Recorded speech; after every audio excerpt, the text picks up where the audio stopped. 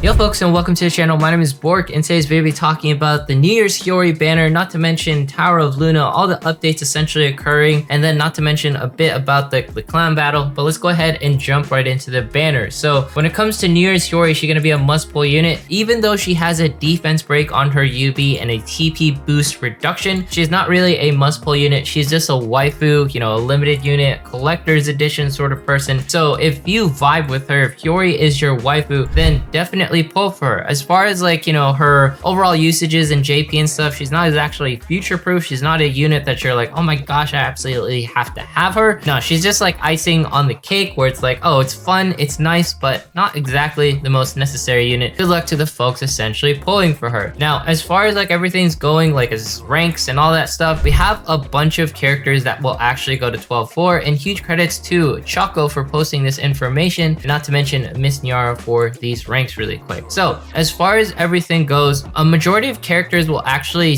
go to 12-4. Like a lot of them will go to 12-4. Now the ones that are gonna stay within their current ranks are people like Makoto. She'll actually be pretty good at 11-6 or 9-6, so her current ranks. Not to mention Tomo will be better at 11-6, and also Christina. I really want you guys to leave these two at 11-6 if possible. And of course we have Valentine Shizuru is going to be appearing. 12-4 is actually going to be a decent rank for her, but just note that Kokoro is actually going to be best at 10-2 like usual, and then same with her summer variant. Ilya will also be better at 11-6 if you want to be more safe. She essentially benefits at 12-4 as well. And then as far as other units goes, Miyako, you can leave her at 11-6. In June, she should definitely be left at 11-6 because it affects her heal potential. But as far as like Miyako go, it doesn't really matter. And then as far as like Nozomi, you can also leave her at 11-6. She's not really used in like CB. It's mostly June who's going to be used in CB. So honestly, June is like the most sensitive one that I would pay attention to. And then as far as ranks go, a lot of people have benefits for 12-4. Like people like Pekarine are going to be upgraded. Essentially, Carol is going to be going to 12-4, but they're not as necessary. Same with Summer, Pekarine, and then also Tamaki if you want it. But then a large majority, I would say like probably your biggest priorities to rank up will probably be someone like Summer Carol, Kyoka, Suzuna, Shori, and Arisa. So pretty much your backline, you want them to be upgraded because they're going to be like your most used like mages, and not to mention your biggest forms of DPS is usually Suzuna and Shori and Arisa. And as far as everything goes, you can upgrade Yukari to 12-4, and then you can also upgrade Kaori and New Year's Hiyori and normal Hiyori, Eriko. A lot of like, you know, your middling DPS. The only ones, like I said, that you don't really upgrade is someone like Tomo. Ideally, you left her at 10-6 or 11-6 or what have you. But it's just really nice to note that you will not have to essentially work on a bunch of units. The biggest things is the updates essentially occurring. Now, I know I'm a little bit late on this, but we're covering the updates now. We already know like New Year's Hiyori is going to be appearing, not really a must-pull unit. There's a 3-star premium gacha banner that's currently occurring. Not really necessary. It's kind of annoying it appears because you need premium jewels and whatnot. New Year's Fortune is currently occurring. It's a special login bonus where you can randomly get some like jewels, skip tickets, mana, EXP, all that stuff occurring from January 1st to 1/12, which is really nice. We have our first anniversary countdown login bonus, so we're going to be getting 100 jewels until the actual first anniversary, and then I'm pretty sure the first anniversary something crazy is probably going to happen, so that's going to be really nice. Not to mention January Tower of Luna is currently occurring. We'll go through like the guides and like hey which characters you use in a bit. And then January clan battle, mark the dates, January 13th through January 18th, it is going to be appearing. And just note that this boss is kind of interesting. He's not going to be too difficult. I still think like the Minotaur boss is the most difficult. Game updates goes, we already know 12-4 is now here, and we already talked about like the ranks and which ones are worth it. And then not to mention 118 to 121, and then Lima, Yuki, Ninon, those are going to be the characters that are going to be in the hard quest. Grotto 2x is currently occurring, and not to mention a normal 3x is going to be occurring right during the time frames of CB 1/13 to 1/22. In case you guys want to view all this stuff, Ken of NZ site is a great place. There's like the 3-day login bonus, New Year Fortune login, 2x Grotto, first anniversary countdown, Tower of Luna, and all the different things. Not to mention login bonus for the TV animation of season 2 is going to be occurring in 4 days from now. So that is really cool. I'm stoked for that. There's so many different things that are currently occurring within the game right now. Let's go ahead and jump into Tower of Luna really quick. I'm not exactly an expert in this location, trust me. As far as everything's going, I'm still on floor 127. A lot of you be like, Bork, what are you doing? Why are you still there? As far as this goes, I'm not really paying attention to this. Like,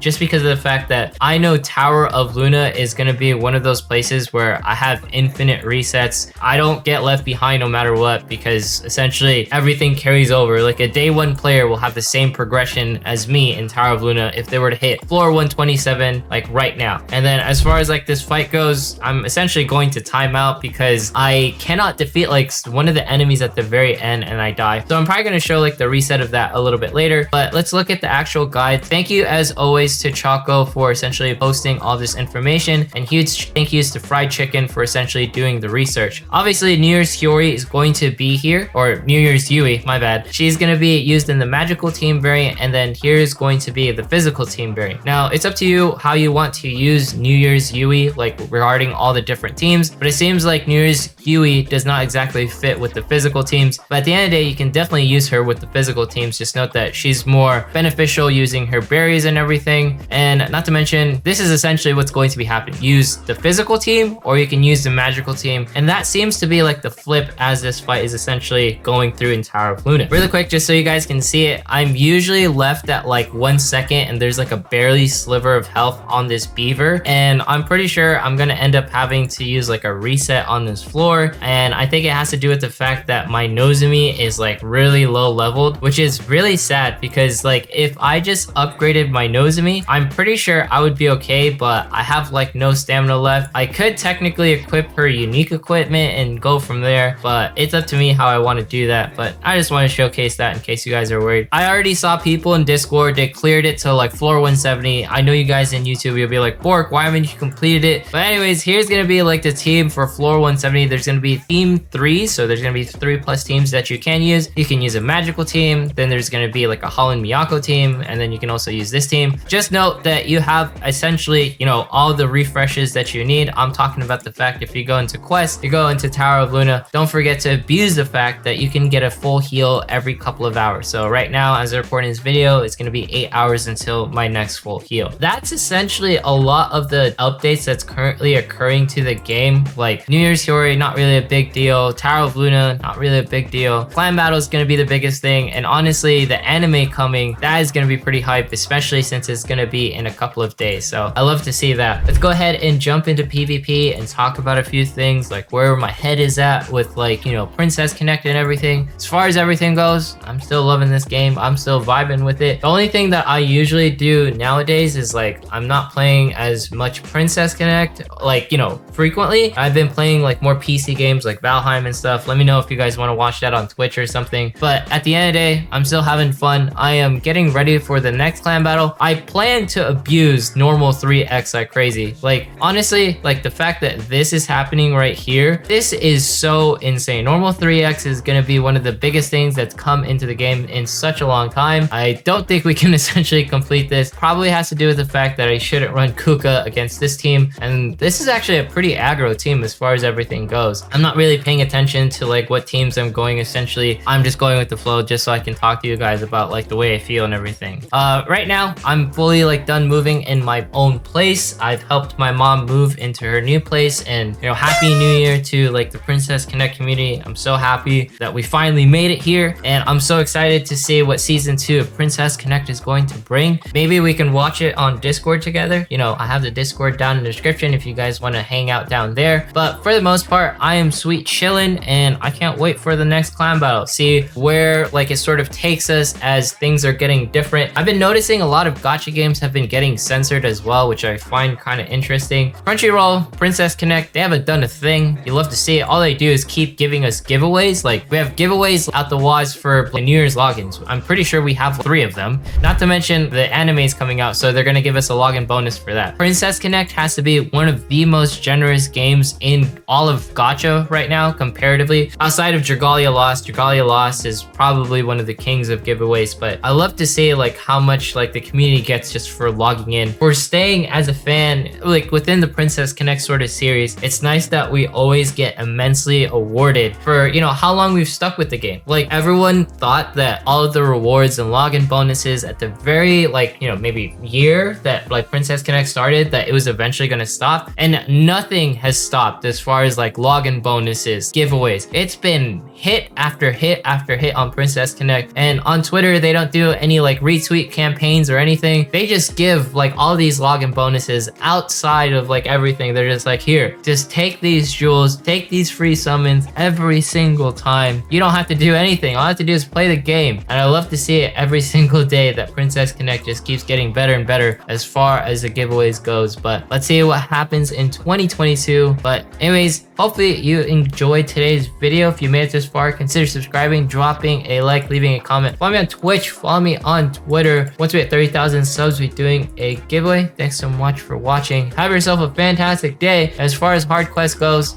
make sure to jump here into, the quest, go into past parties in case you're having a difficult time. I recommend everyone blazing through all of the quests because all these characters are necessary. If you're wondering really quick, which hard shard am I constantly farming? Honestly, the only one right now is Kyoka because everyone else is essentially fully upgraded to 5-star and, they have most of their unique equipment going, but, Kyoka is like the only one. I need to get her to 5-star because she's a top tier DPS and of course I'm missing one. Thanks so much and see you guys in the next one.